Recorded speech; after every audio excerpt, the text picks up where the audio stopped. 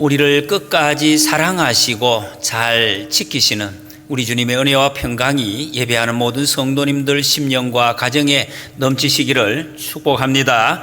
요한계시록 말씀을 우리가 읽어가고 있습니다. 이 말씀은 당시에 어렵게 신앙생활하는 성도들에게 위로하기 위해서 쓰여진 편지라고 했습니다. 이 말씀을 듣는 성도들은 위로를 받았습니다. 너무너무 힘든데 위로받았다는 것은 또 한편으로는 삶의 지혜가 생겼다는 것입니다. 이 어려운 형편을 이 해석이 안 되는, 감당이 안 되는 이 어려움을 내가 어떻게 해야 될지 그 판단력이 생겼다는 것입니다. 돈은 없는데 써야 될 것이 많은, 그 어떻게 해야 되느냐, 그때에 그 중요한 판단력이 생겨요. 그래서 위로를 얻었다는 이 말씀은 삶의 지혜를 얻었다. 그래서 계시록이 위로의 책이고 지혜의 책이기도 하다는 말씀입니다. 그리고 이 말씀은 현재에는 일어나지 않는 그런 내용입니다. 장차 일어날 일. 그래서 우리가 지금도 이 말씀을 읽을 때 우리가 본 적이 없는 그런 사건을 말씀을 하기 때문에 좀 어색합니다. 어떤 분은 진짜 이런 일이 일어납니까? 이렇게 묻는 분도 계십니다.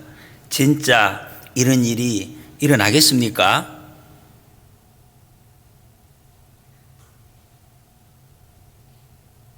진짜입니다. 하나님의 말씀이기 때문입니다. 조만간에 이런 일을 우리 눈앞에서 생생하게 보게 될 것입니다. 이 말씀을 우리가 잘 받고 듣고 실천할 때에 여러분 우리의 삶이 지혜롭게 됩니다. 그리고 행복하게 될 것입니다. 무엇보다도 우리의 삶이 딱 마치는 날 후회가 없을 것입니다. 후회 없이 평안하게 기쁨으로 주님의 품 안에 안기게 되는 줄 믿습니다. 이 말씀을 우리가 그러므로 귀 기울여서 잘 들으셔야 됩니다. 오늘 본문 말씀은 첫째 나팔, 넷째 나팔까지 재앙에 대해서 나오고 있습니다.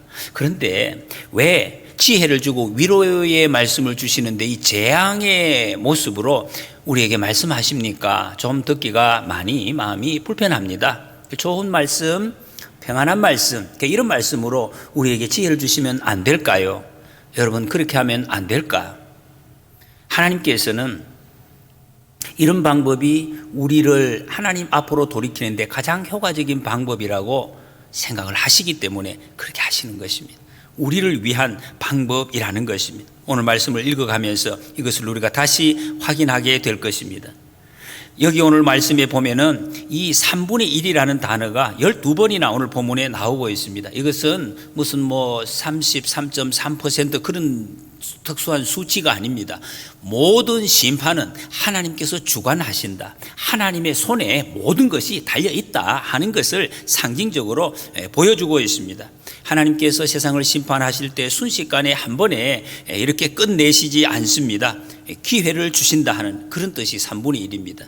3분의 1이 지금 심판을 받는다는 것은 남아있는 것이 3분의 2가 있다라는 것을 강조하는 것입니다. 첫째 천사가 나팔을 불었습니다. 피 섞인 우박과 불이 땅에 쏟아졌습니다. 땅의 3분의 1, 수목 3분의 1, 풀은 풀 다 타버렸습니다. 이런 일이 있을까? 우리 땅이 딱 3분의 1, 일부만 이렇게 다 타버리고 없어지는 것이 있을 수 있을까? 성경이 너무 현실과 거리가 멀다. 이런 것을 어떻게 성경이라고 할 수 있을까? 학자들이 옛날에 많은 그런 비판적인 그 표현을 많이 했습니다. 그런데 그 후에는 이런 비판들이 사라졌습니다. 어떤 사건이? 일본의 나가사키에 핵폭탄이 떨어지는 그런 사건이 있은 이후에 이런 주장이 다 사라졌다고 합니다. 성경에 이 말세의 징조로 기근을 말씀하고 있습니다. 말세라는 것은 그 기간이 예수님이 승천하신 이후부터 주님이 다시 오시는 그때까지를 말세 이렇게 표현을 합니다. 그럼 지금이 말세입니다. 지금이 기근의 때라는 것입니다. 우리가 기근의 때를 지금 경험을 하고 있다는. 얼핏 보면 내가 먹고 사는 게 좀 남아가지고 많은데 어떻게 기근을 우리가 지금 지나고 있나. 그런 성경은 기근의 때라는, 기근 중에 있다. 이렇게 표현하십니다. 무슨 기근입니까? 아모스 8장 11절은 주 여호와의 말씀이니라. 보라, 날이 이를지라 내가 기근을 땅에 보내리니 양식이 없어 주림이 아니요 물이 없어 갈함이 아니요 여호와의 말씀을 듣지 못한 기갈이라 그랬습니다. 하나님의 말씀에 대한 기갈, 우리는 지금 그런 때를 보내고 있습니다. 여러분, 기근 중에 가장 심한 기근이 하나님의 말씀 안 듣는, 못 듣는 그 기간이 기근이 가장 강력한 심한 기근입니다. 세상의 음식은 이거 좀 못 먹어도 지나갈 수가 있습니다. 그리고 이거 잠시 끝나는 것입니다. 그러나 하나님의 말씀에 대한 기근, 이것을 듣지 못하면은 영원까지 이어지는 것이기 때문에 너무 심각하고 치명적인 기근이라는 것입니다. 어떻게 이런 기근이 많은가? 디모데후서 4장 3절 4절에 때가 이르니니 사람이 바른 교훈을 받지 아니하며 귀가 가려워서 자기의 사욕을 따를 스승을 많이 두고 또 귀를 진리에서 돌이켜 허탄한 이야기를 따르리라 그랬습니다. 말세에 나타나는 현상 중에 하나가 바른 교훈을 싫어한다는 것입니다. 바르지 않다는 것 그거 압니다. 그런데 그것을 따라가는 것이, 바른 교훈은 싫어한다, 이런 증상이 말세에 나타납니다. 얼마나 그 말이 가치 있는가 그 별로 따지지 않습니다. 지금 순간적으로 내게 즐거움을 주느냐 주지 않느냐, 재미있느냐 없느냐, 그냥 그것으로. 여러분, 이런 말을 하면 약간 좀 어색합니다. 우리가 이야기해도 그거 아닌 것 같은데, 그러나 전부 다 그렇게 따라갑니다. 재미있느냐 없느냐. TV 드라마에서 여러분 얼마나 지금 대중매체 이야기를 합니까? 막장 드라마 이런 표현을 많이 합니다. 막장. 도저히 그거는 입에 담을 수 없는 그런 내용이라는 거예요. 그러면서도 밤을 새워 이걸 봅니다. 계속 봐야 돼요. 한 번 시작하면 끝까지 봐야 돼. 잠을 안 자고 새벽기도 안 나와도 좋아. 그걸 봐야 되는 거예요. 막장인들. 생명의 말씀, 진리의 말씀이라고 말을 하면서 성경 말씀은 이제 안 봅니다. 잠이 와요. 잡니다. 잠 오면은. 이런 현상이 일어난다는 것입니다. 하나님의 말씀, 여러분, 하나님이 우리에게 주신 말씀은 세 가지입니다. 크게. 말씀이 육신이 되어 오신 예수 그리스도, 하나님의 종들을 통해서 기록된 말씀, 이 성경 말씀, 그리고 이 말씀을 이 시대의 언어로 해석해서 들려주는 설교 말씀, 이 말씀. 하나님이 우리에게 들려주는 말씀을 하나님이 잘 들으라. 그런데 그걸 잘 듣지 않는다. 이런 시간이 바로 말세의 때라고 말씀하십니다. 여러분, 사람들이 하나님의 말씀을 싫어하면은 하나님의 말씀도 이 사람들과 멀어질 수밖에 없습니다. 말씀이 없는 재앙, 이 아는 사람만 압니다. 말씀이 없는 재앙이 어떤 것인지 모르는 사람은 모르는 것입니다. 성경은 이런 재앙을 통해서 우리에게 말세를 경고하고 있습니다. 8절 9절에 보니까 둘째 천사가 나팔을 부니 불 붙는 큰 상과 같은 것이 바다에 던져짐에 바다의 3분의 1이 피가 되고 바다 가운데 생명 가진 피조물들의 3분의 1이 죽고 배들의 3분의 1이 깨지더라. 이 말씀은 많은 사람들이 죽는, 그리고 환경이 파괴되는 것을 말씀하고 있습니다. 이미 우리는 이것을 생생하게 경험을 하고 있습니다. 2007년도에 여기 바로 우리 가까운 곳에 태안 앞바다에 유조선이 충돌을 해서 그게 원유가 엄청난 양이 바다에 유출된 사고가 있어 엄청난 피해를 입었습니다. 바다에 관계되는 여러 산업들이 치명적인 그때 이제 피해를 입었죠. 저도 그 당시에 제가 섬기던 교회에서 여러 성도들과 함께 그때 와서 흰 옷을 입고 기름을 닦아낸 적이 있습니다. 근데 그 국민들이 열심히 닦아서 그런지 그래도 많이 지금 회복이 되었습니다. 치명적인 이런 환경 파괴. 2011년도에 일본의 쓰나미로 인해서 후쿠시마에 있는 원전이 파괴되었습니다. 방사능이 유출되어서 그 여파는 지금도 이어지고 있습니다. 바닷물이 오염이 되어서 사람들이 지금 바닷물에 생물을 제대로 먹지 못하고 벌벌 떨고 있습니다. 이것이 재앙이라는 것입니다. 10절 11절에 보면 셋째 천사가 나팔을 부니 횃불같이 타는 큰 별이 하늘에서 떨어져 강들의 3분의 1과 여러 물샘에 떨어지니 이 별의 이름은 쓴쑥이라. 물의 3분의 1이 쓴쑥이 되매 그 물이 쓴 물이 되므로 많은 사람이 죽더라 그랬습니다. 하늘에서 이 횃불같이 타는 큰 별이 땅에 떨어졌는데 그것이 쓴쑥인데 이것이 떨어진 그 물도 같이 쓴쑥이 되었다는 것입니다. 쓰다. 이 먹지 못한다는 것입니다. 쓴쑥. 쑥이 떨어지니까 다 데이는 것이 전부 다 같이 쓴 것으로 변했다. 어떻게 보면 지금 우리가 당하고 있는 어떤 전염병 같은 그런 느낌이 듭니다. 다 전염을 시켜버리고 오염을 시켜버리는 이런 모습. 그러나 이것을 단정할 수는 없습니다. 성경적인 근거로 보면은 성경에서 이 쑥은 우상 숭배와 연결이 되어져 있습니다. 이스라엘이 우상을 섬길 때 그것 때문에 고초를 겪는 그것을 갖다가 쓴 쑥을 맛보는 것과 같다 이렇게 비유를 하고 있습니다. 신명기와 예레미야에서 우상 섬기는 것, 하나님 섬기는 것. 그래서 많은 사람들이 비슷하다고 생각합니다. 그래서 어떤 분들은 전도를 하면은 절에 갔다가 거기 좀 안 좋아서 교회 갔다가 또 안 돼서 이렇게 이신 저신 이렇게 선택해서 섬긴다고. 전혀 다른 것입니다. 어떻게 다릅니까? 하나님 섬기는 거, 하나님 섬긴다는 말은 다른 말로 우리 하나님을 사랑한다 그랬어요. 하나님을 사랑하는 것입니다. 우상 섬기는 사람은 우상을 사랑하지 않습니다. 사랑하는 마음이 없습니다. 자기를 사랑하는 것이. 그리고 하나님 섬기는 사람은 하나님의 뜻대로 순종하는 것입니다. 우상 섬기는 사람은 우상의 뜻이 없습니다. 그 자기 뜻대로 우상을 또 그리고 섬기지도 않습니다. 자기 욕심을 우상을 통해서 이루어 보려는 그것만이 있는 것. 그게 우상을 섬기는 것입니다. 우리는 하나님의 뜻대로 하나님을 사랑하는 마음으로 하나님 앞에 순종하는 것. 이것이 하나님 섬기는 것입니다. 사도행전 8장에 보면 빌립이 사마리아에서 복음을 전하는 내용이 나옵니다. 그때 빌립의 전도를 받고 세례를 받은 한 사람이 있습니다. 마술사 시몬이었습니다.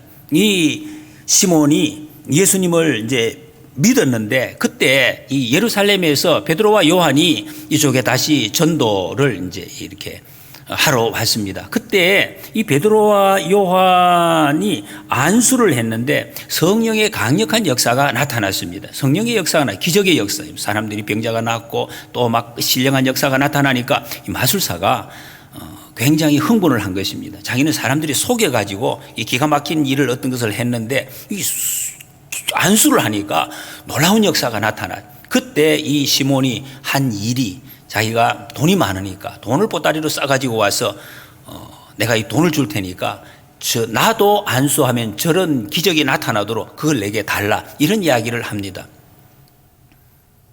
그때 베드로가 그 시몬을 꾸짖습니다. 사도행전 8장 23절에 보면 내가 보니 그대는 악의가 가득하며 불의에 얽매여 있다 그랬습니다. 악의가 가득하다.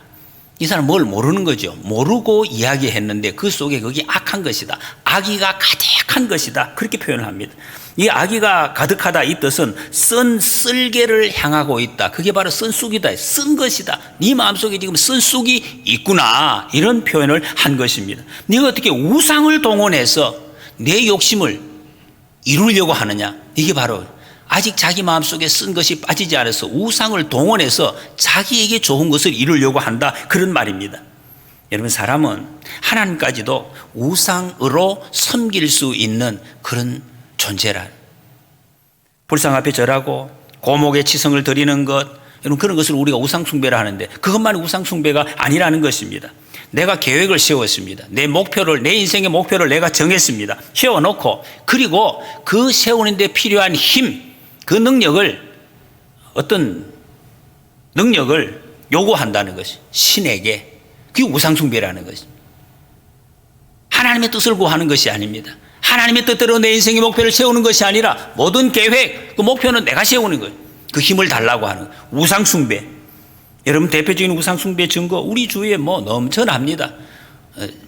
참 미안하지만 대표적으로 절에 가면 많이 볼 수가 있습니다. 기와장, 연등 여기 보면 전부 제목이 갈 때마다 봅니다. 어찌 그래 똑같은지 똑같은 제목들입니다. 뭡니까? 소원 성취, 합격 승진, 가족 건강 이겁니다.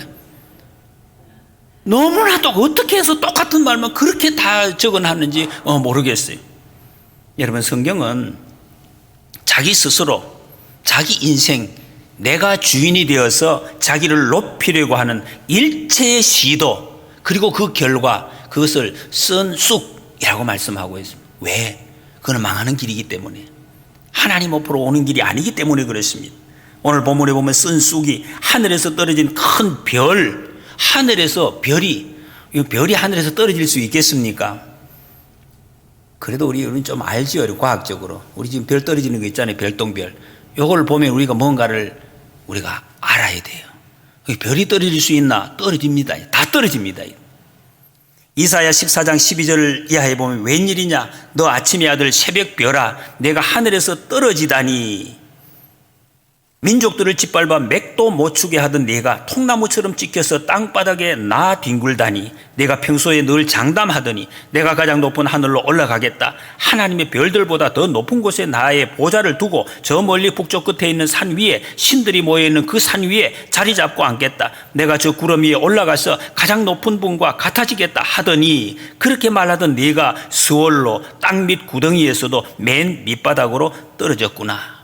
이사야 선지자가 당시에 강력한 제국 바벨론, 여러분 이 바벨론 시대의 이 세계 전부였습니다. 온 땅을 어떻게 그렇게 한 나라가 지배를 할 수 있는, 강력했습니다. 아무도 이것을 더 이상 침범할 수 없는 그런 능력이 있는, 그때 그 왕 얼마나 그 치세가 대단했겠습니까? 하늘을 찔렀습니다. 그런데 성경은 너 바벨론이 하늘에서 떨어진 별, 그렇게 말씀하십니다. 마음껏 자기 욕심을 펼치다가 결국에는 불에 타서 떨어진, 어떻게 별이 떨어진다고 생각을 했겠습니까? 떨어졌습니다. 바벨론이 흔적도 없이 망했습니다. 셋째 나팔을 이것은 사람들이 자기 욕심을 따라서 살다가 패망하는 것, 그것이 말세의 징조다라는 것을 보여주고 있습니다. 12절에 보면 넷째 천사가 나팔을 부니 해 3분의 1과 달 3분의 1과 별들의 3분의 1이 타격을 받아 그 3분의 1이 어두워지니 낮 3분의 1은 비추임이 없고 밤도 그러하더라 그랬습니다. 해달별 3분의 1 타격을 받고 어두워지고, 낮과 또 밤도 다 그래요. 다 어두워졌다는 거예요. 어둠이 임했다. 1914년 영국의 탐험가 어니스트 세클턴이 이끄는 탐험팀이 한 30여 명이 남극을 탐험하러 갔습니다. 배가 유빙에, 그 빙벽에 갇히게 되면 몇 달 동안 그 추위 속에서 움직이지 못하게 됩니다. 얼마나 어려웠는지 그 기록들을 보면은 말할 수가 없습니다. 사람이 살아남았다는 것이 정말 기적입니다. 여러 가지로 해석을 합니다. 근데 그때에 이분들이 가장 힘들었던 것이 추위, 배고픔, 뭐 여러 가지 있습니다. 사람 관계. 근데 제일 힘들었던 것이 어둠이란. 남극에 5월 중순부터 6월 한 중순, 그 하순까지는, 이 5월 중순에 해가 지면은 그때까지 해가 뜨지 않는다는 거예요. 캄캄한 밤이 이게 수십 일을 계속되는데, 이거는 정말 견디기가 어렵다는 거예요. 살아남은 사람들이 증언을 했습니다. 여러분, 암흑이, 그런데 이 캄캄함이 아무런 영향을 못 미치는 사람이 있습니다. 누굽니까? 시각장애인입니다. 안 보이시는 분들은 아무리 캄캄해도 아무 관계가 없습니다. 의미가 없다는 것입니다. 요엘 2장 31절 32절에 해가 어두워지고 달이 핏빛같이 붉어질 것이다. 끔찍스럽고 크나큰 주의 날이 오기 전에 그런 일이 먼저 일어날 것이다. 그랬습니다. 먼저 일어날 것이다. 그러니까 이 흑암이 끝이 아니라는 것이, 흑암 재앙은. 이 흑암이 이렇게 무서운데 이게 끝이 아니면 그 다음에 얼마나 무시무시한 재앙이 있는가, 그것을 우리에게 지금 알려주고 있습니다. 달이 핏빛같이 변하는데 해가 어두워지는데 종말이 아니다는 것입니다. 여호와의 크고 두려운 날이 임할 것이다. 애굽에 여러분 재앙이 내릴 때도 흑암 재앙이 있었습니다. 온 땅이 다 어두워지는, 정말 여러분 한밤중에 우리가 금음 날 얼마나 무섭습니까? 시골에서. 근데 그것은 잠시죠. 새벽이 밝아옵니다. 그런데 이 흑암이라는 것, 근데 애굽에서 10가지 재앙 중에 흑암 재앙이 끝이 아니었습니다. 캄캄함이 임하는, 두려워서 벌벌 떠는 그날이, 그 재앙이 지나가고 그 다음에 온 재앙이 장자가 죽는 재앙이었습니다. 짐승부터 모든 인간의 장자가 다 죽는다. 그런데 여러분, 장자 한 명이 죽었다, 그런 뜻이 아닙니다. 장자는 첫 번째 난 것, 이 말은 대표성을 다 죽는다. 다. 거기서는 뭐 죽고 사는 거 다 죽고 없어진다는 것입니다. 무시무시한 그 재앙, 거기서 바로가 손을 들고 말했습니다. 그런데 이 지금 흑암의 재앙이 있다는 것은 아직은 기회가 있다는, 기회가 있다. 아직 끝이 아니다. 그걸 지금 강조하고 있습니다. 에스겔 18장 23절에 주 여호와의 말씀이니라 내가 어찌 악인이 죽는 것을 조금인들 기뻐하랴. 그가 돌이켜 그 길에서 떠나 사는 것을 어찌 기뻐하지 아니하겠느냐. 하나님은 돌아오기를 바라십니다. 다 돌아오기를 바라십니다. 사람이 재난이나 고난을 당한 후에 하나님에 대해서 마음을 여는 경우가 참 많은 것을 봅니다. 여러분 여기 계신 여러분들 중에도 아마 그런 분들이 많이 계실 것입니다. 내가 평안했으면 이 자리에 안 왔을 분들이 많이 계시다는 거예요. 최근에 교회 어떤 기관에서 통계 설문조사를 한 것을 봤습니다. 교회에 등록한 새 가족 한 3개월까지 등록하신 지 3개월 전에 통계를 설문조사를 했는데 거기서 76% 거의 대부분이 경제적인 어려움, 인간관계의 어려움, 질병, 사업의 실패 이런 등등 인생의 어려움 때문에 교회에 등록했다. 이런 대답이 76%였다는 것입니다. 여러분 하나님은 우리를 하나님께로 더 가까이 오게 하시려고 엄청난 시련과 환난을 사용하신다고 말씀하고 있습니다. 여러분 우리가 영적으로 성장할 때 어떨 때 성장을 하셨습니까? 정말 순풍에 돛단 듯이 평안하게 잘 갈 때 내 영혼이 더 깊어지고 하나님 앞으로 가까이 갔습니까? 예, 그런 일이 거의 없습니다. 예, 고난의 파도가 내 인생에 몰아쳐 올 때에 그때 내 영혼이 더 깊어지고 하나님을 아는 그 지식이 더 풍성해지는 것을 우리는 압니다. 생사를 걸고 헤쳐나갈 때 여러분 그것이 하나님의 진노처럼 보이지만 그 속에 무한한 하나님의 사랑이 들어있는 것을 지금 말씀하고 있습니다. 하나님은 죄를 미워하시지만 죄인을 사랑하십니다. 앞에서 성경에 우리에게 궁극적으로 경고하는 이 기근, 말씀에 대한 기근이 가장 무서운 것이라 그랬습니다. 이걸 여러분 영적으로 보면 해, 달, 별 3분의 1이 어두워진다는 거 이거 다 마찬가지입니다. 물리적인 어두움이 아니라 영적인 어두움. 말씀드린 대로 시각장애인 어두움을 그거 못 느낍니다. 아무 관계가 없다는 것입니다. 영적인 어두움도 마찬가지라. 영적인 어두움도 모르는 사람이 있어요. 아무리 어두워도 이게 어두운 것인지 아닌지를 전혀 느끼지 못하는 사람이 있을 수가 있다는 것입니다. 하나님을 수단으로 삼아서라도 자기 욕심을 이루려고 꾸역꾸역 가는 사람 있습니다. 여러분 이런 사람은 자기는 몰라요. 절대로 자기가 알 수가 없습니다. 그래서 우리가 가야 됩니다. 하나님을 알지 못하고 하나님의 말씀을 들으려고 하지도 않는 사람들에게 우리가 먼저 듣고 아는 사람들이 가서 그분들은 말을 해서 안 돼요. 그래서 여러분 손을 잡고 끌고 가야 돼요. 어떻게 강제로 그렇게 하느냐고, 전도를 어떻게 무식하게 막 강제로 하느냐고 그렇게 말씀하시는 분들이 있는데, 여러분 하나님 앞에서 영적으로 이것을 우리가 안다면 강제로 안 하고 그냥 둘 수 있을까요? 그냥 낭떠러진지도 알고 가고 있는데 그냥 나는 강제로 못합니다, 잘 가시라고. 여러분 사랑하는 가족이 그럴 수 있겠느냐 말이죠. 제가 보기에는 그럴 수 없을 것 같습니다. 여러분 중에 정말 우리 주변에 아직도 하나님을 알지 못하고 하나님의 말씀에 기근을 느끼면서 그냥 그대로 세상에 끌려가는 사람들을 우리는 적어도 그냥 두시면 안 됩니다. 손을 잡고 강제로 끌어서라도 교회 앞으로, 하나님 앞으로 모시고 와야 될 줄 믿습니다. 자기 욕심 이루기를. 이런 사람들이 세상에 있습니다. 해와 달과 별이 어두워지는 것 보면서도 정신 못 차립니다. 안 느껴진다는 것이, 못 느끼는 것. 이런 사람들에게 주시는 말씀이 13절 말씀입니다. 땅에 사는 자들에게 화가 있으리니 이는 새 천사들이 불어야 할 나팔 소리가 남아 있음이로다.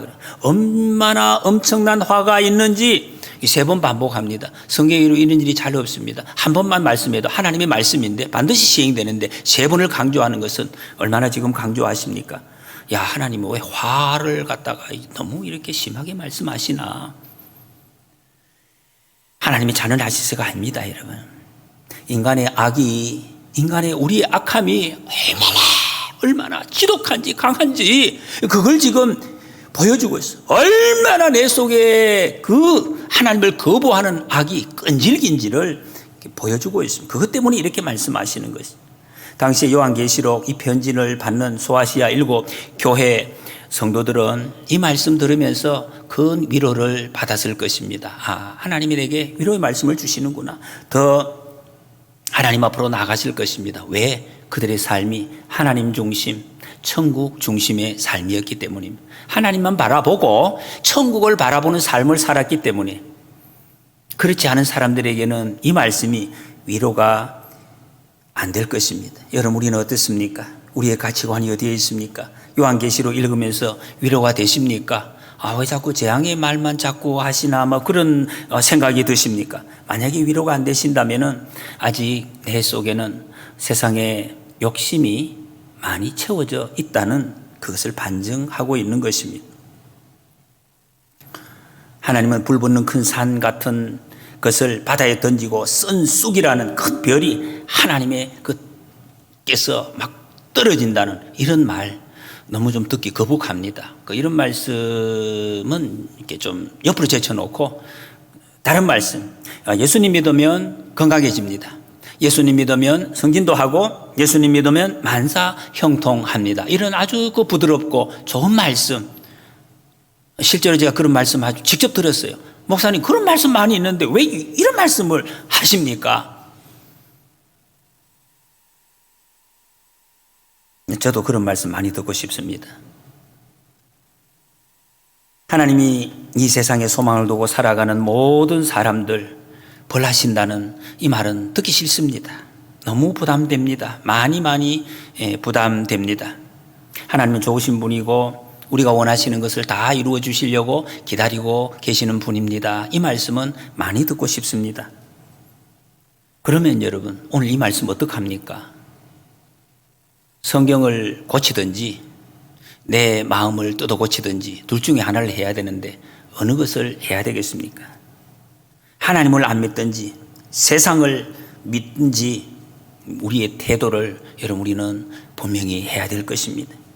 하나님의 형상대로 지음받은 우리, 여러분 하나님이 왜 우리를 이 땅에 보내셨습니까? 왜 우리를 하나님의 자녀로 불러주셨습니까? 세상에 등 떠밀려서 그 고난과 그 고통 속에 허우적거리면서 늘 끌려가면서 비명을 지르면서 그렇게 살라고 하나님은 우리를 세상에 보내시지 않으셨습니다. 뭐라고 말씀하셨습니까? 세상에 우리를 보내시면서 세상을 다스리라 그래서 다스리라. 온 세상의 모든 것을 다스리며 살라고 우리를 보내주셨습니다. 하나님의 능력으로 세상을 이기며 살아라고. 여러분, 그것이 믿음의 삶입니다. 하나님 백성의 삶입니다. 히브리서 11장에 믿음의 선진들을 쭉 나열을 하면서 그렇게 표현합니다. 계속해서 정말 어떻게 보면 지겹도록 반복하는 말씀이 있습니다. 믿음으로 살았다. 어떻게? 그들의 믿음을 고문당하고 조롱받고 채찍질 당하고 옥에 갇히고 돌로 치는 그 침을 당하고 궁핍하고 환난 핍박, 그런 모든 상황들이 있었다는 것. 우리가 생각하기 힘들고 참 죄악 같은, 그러나 거기에 전혀 구애받지 않았습니다. 믿음의 사람 관계없습니다. 그래서 그들이 세상이 감당하지 못했다고 했습니다. 히브리서 11장 14절에 그들이 이같이 말하는 것은 자기들이 본향 찾는 자임을 나타냄이라. 우리는 하늘나라 바라보고 사는 사람입니다 하는 것을 삶을 통해서 나타냈다는, 그래서 세상이 감당하지 못했다, 네, 이렇게 말씀합니다. 우리는 어디를 보고 살아가고 있습니까? 이 사람들에게, 이분들에게는 하늘나라만이 가치가 있는 것이었습니다. 정답이죠.